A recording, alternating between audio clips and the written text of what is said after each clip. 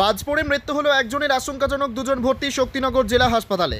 এমনই চাঞ্চল্যকর ঘটনাটি ঘটেছে শনিবার দুপুরে নদিয়ার নবদ্বীপ থানার মায়াপুর বামনপুকুর ২ নম্বর গ্রাম পঞ্চায়েতের চরকা সুষ্টিশালী গ্রামে।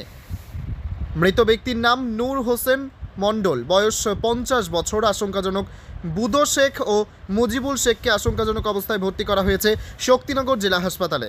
স্থানীয় সূত্রে খবর, শনিবার মাঠে পাট জাগ দেওয়ার কাজ করছিল তারা।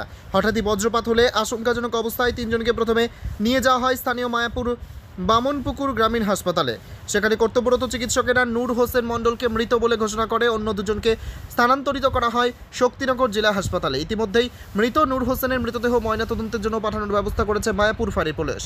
কৃষ্ণনগরে এই প্রথম মহারানা প্রতাপ ফ্যামিলি রেস্টুরেন্ট নিয়ে এলো আগস্ট মাস ব্যাপী ধামাকা জয় হিন্দ অফার। যে কোনো আইটেম খাবেন মাত্র ৭৭ টাকায়। তবে আর দেরি না করে তাড়াতাড়ি চলে আসুন আর গোটা আগস্ট মাস জুড়ে জয় হিন্দ অফার উপভোগ করুন।